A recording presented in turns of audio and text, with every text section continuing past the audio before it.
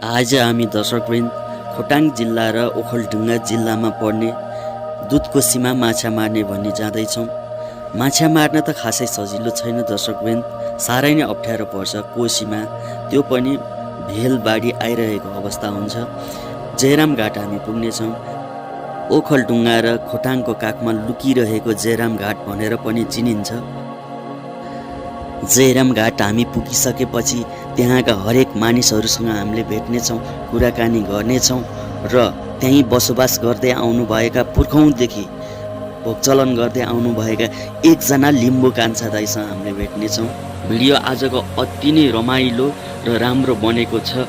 Video अन्त्यसम्म हेर्दै जानुहोला। भिडियो चाहिँ कस्तो लाग्यो तपाईँहरूलाई हाम्रो कमेन्ट बक्समा गएर कमेन्ट चाहिँ छोड्दै जानुहोला।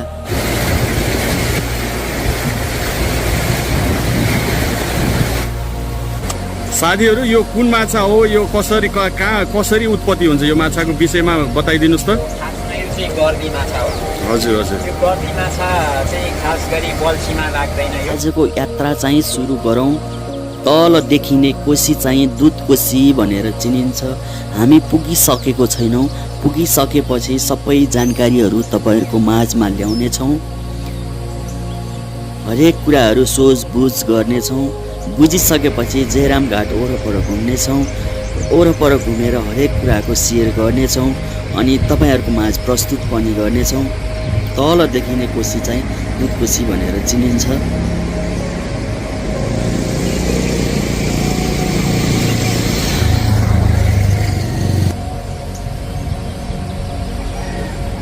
माछा मार्न जाने टोलीहरूको नाम यस प्रकारको रहेको छ। साथीहरू आफ्नो परिचय खुलाएर गरिदिनु होला। नमस्कार, मेरो नाम अर्जुन नेम्बाङ, ओखलढुङ्गा जिल्ला मानेन्जिङ गाउँपालिका वार्ड नम्बर 6 जयराम बजारबाट। नमस्कार, मेरो नाम डबल विकल्प, खोटाङ जिल्ला हलेसीकुवाथुङ नगरपालिका 1बाट। नमस्कार, मेरो नाम लाखबहादुर राई हो, खोटाङ जिल्ला हलेसीकुवाथुङ नगरपालिका 1बाट। साथीहरू आजको यात्रामा हामी अगाडि बढ्ने कोसिस गर्दैछौँ, जाँदैछौँ। भिडियो अन्तिमसम्म हेर्दै जानुहोला।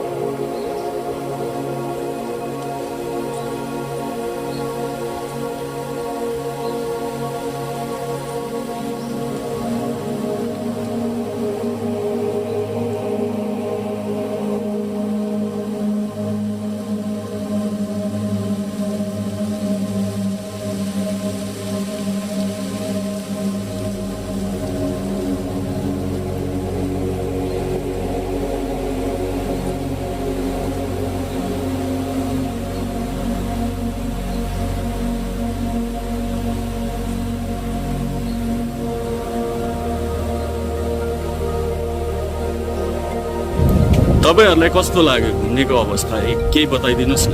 यो पारिपट्टि पनि माछा मार्नेहरू चाहिँ उता पनि देखाउनुहोस्। त्यो पारिपट्टि खोटाङतिरको साथीहरू तिरको साथी बसेर माछा मार्ने गर्छन्, उता पनि देखाइदिनु होला। म त्यो देखाउँछु। हजुर। अनि अब यो कोसीको हामी किनारै किनार माछा अब यो मासतिरबाट सुरु गर्नेछौँ। हजुर हजुर। दुईजना साथीहरू हुनुहुन्छ यहाँ, हरि सर उहाँ क्यामेराम्यानमा हुनुहुन्छ। हस्, अब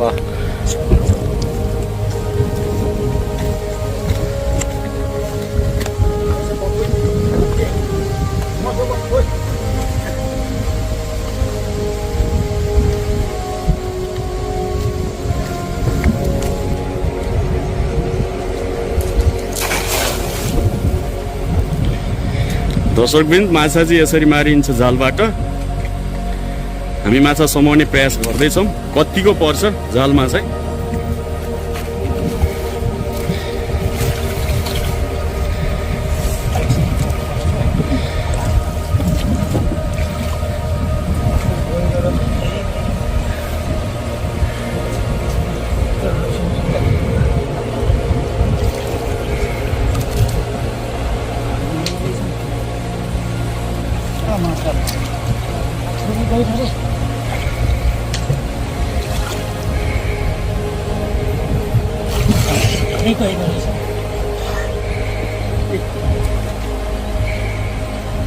चुवकेला रहेछ चुवकेन्द्र जम्मै सुने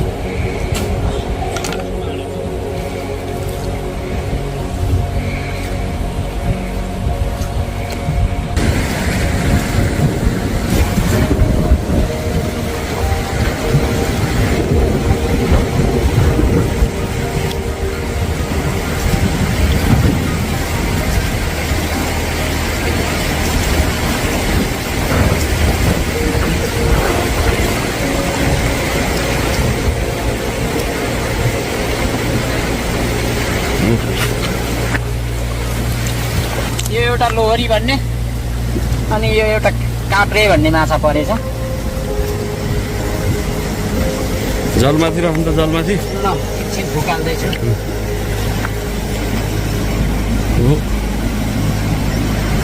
यो काप्रे भन्छ यसलाई।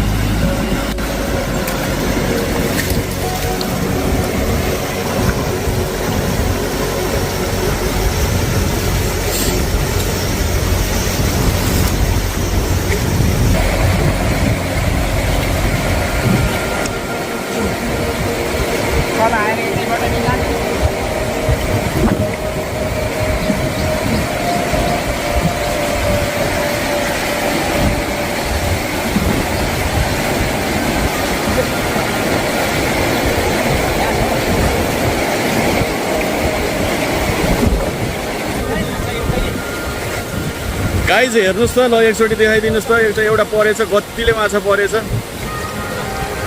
यता यता यता एकचोटि देखाउनुहोस्, ओराउनुहोस्। ल अलिक माथि लैजाउँ।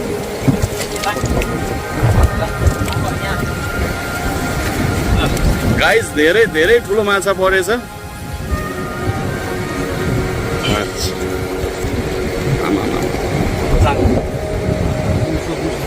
साथीहरू यो कुन माछा हो, यो कसरी कहाँ कसरी उत्पत्ति हुन्छ, यो माछाको विषयमा बताइदिनुहोस् त। खासमा यो चाहिँ गर्दी माछा हो।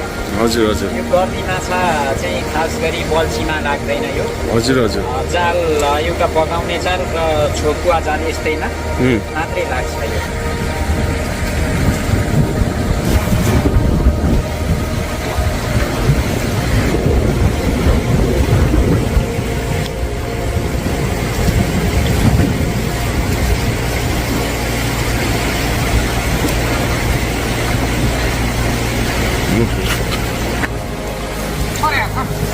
ओहो, काँडे माछा पनि आउँछ, काप्रे भन्ने माछा दुईटामा।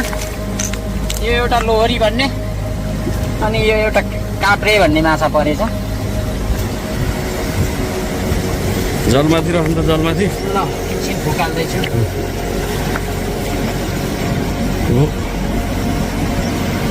यो काप्रे भन्छ यसलाई।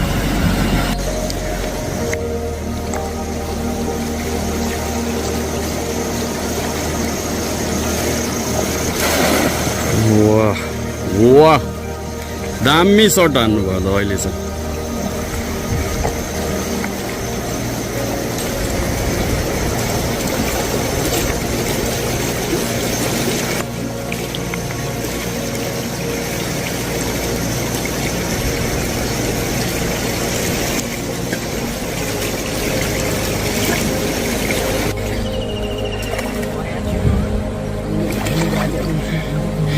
अलि ठुलो स्वरले कराउनुहोस् त, माछा परेछ है भनेर।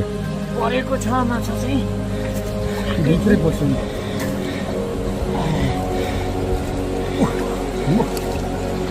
परेछ माछा।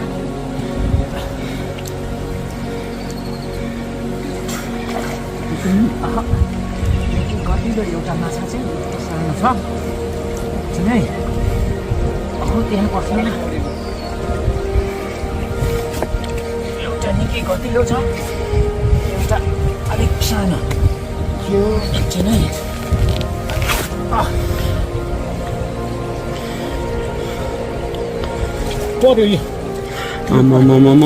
कत्रो परेछ गाइज, धेरै राम्रो। 1 किलो भन्दा नि माथि माछा परेको छ।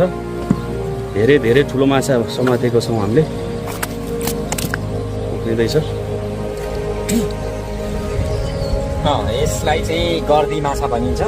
यो चाहिँ भर्खरै यही खुट्टाबाट चाहिँ हामीले छोपेर उर खोलेर चाहिँ निकालेको गर्दी माछा। हामीले अहिलेसम्म समातिएको माछामा कति प्रजातिको समातिसक्यौँ? हामीले तीन प्रजातिको हजुर बताइदिनुहोस् जम्मा त। एउटा गर्दी जाति अनि अर्को एउटा काब्रे भन्ने माछा, तपाईँको पहेँलो खालको काँडे माछा जस्तै हुन्छ, अनि अर्को चाहिँ लोहरी भन्ने माछा। हामीले 3 प्रजातिको फेला पारिसकेका छौँ। सेयर पनि गर्दै जानु होला।